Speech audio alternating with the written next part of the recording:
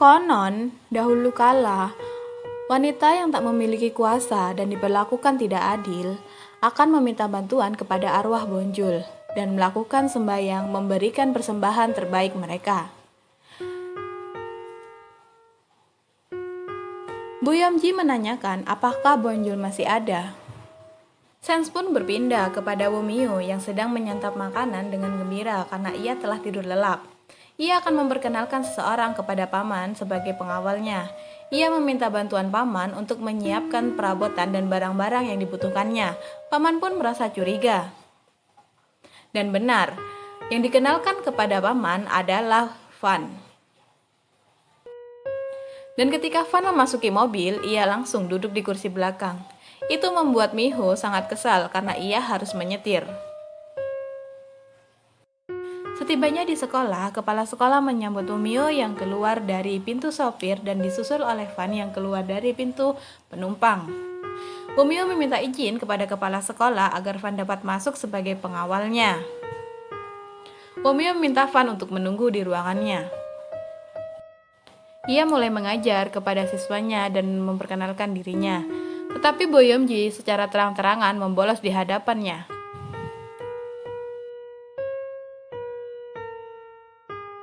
Boyomji yang membolos untuk menjenguk Suyon.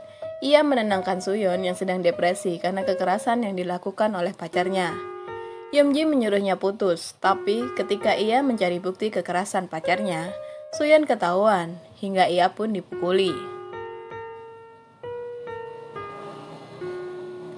Nada dering berbunyi, pacar Suyon menelpon. Ia memastikan agar Suyon tak berbicara kepada siapapun. Bu Yomji yang tak tahu harus meminta bantuan siapa, ia meminta tolong kepada Miho.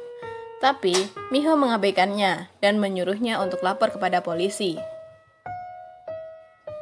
Sens berpindah pada paman yang mengunjungi nenek Bu Yomji sebagai tetua. Ternyata paman di masa lalu adalah pastor yang membunuh iblis. Ia bertemu Van yang membantunya ketika iblis akan membunuhnya. Ia meminta pendapat nenek bagaimana jika Van membunuh Miho lagi. Nenek yang mengatakan bahwa semua terjadi karenalah terikat takdir.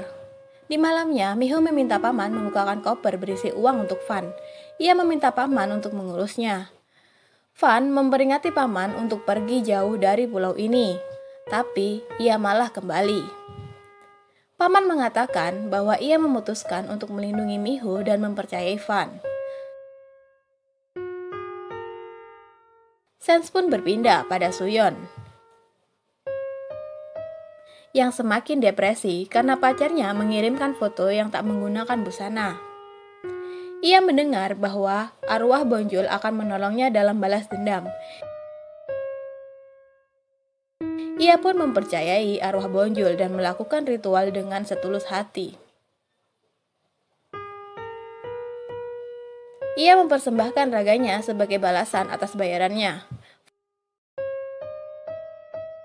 Van pun merasakannya.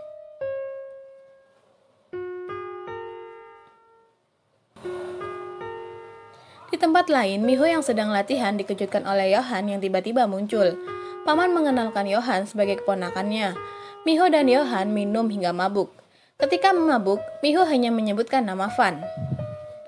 Johan bertanya, siapa laki-laki itu? Paman pun menjawab, ia adalah Van.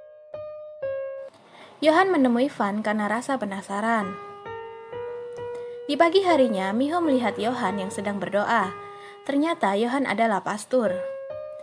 Miho berangkat ke sekolah. Ia terkejut ternyata Van telah berada di kursi penumpang. Johan yang merasa bosan mengikuti Miho. Miho mengeluh sampai kapan ia akan menyetir. Tiba-tiba Van turun di tengah jalan.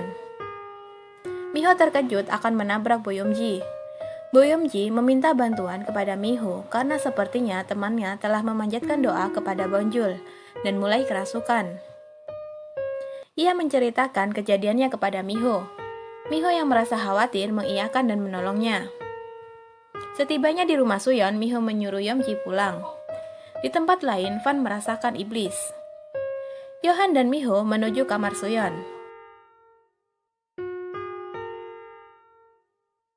Mereka menelusuri kamar tersebut dan melihat keadaan Suyeon yang sedang tidur. Yohan yang mengetahui Suyeon kerasukan langsung membuat ritual.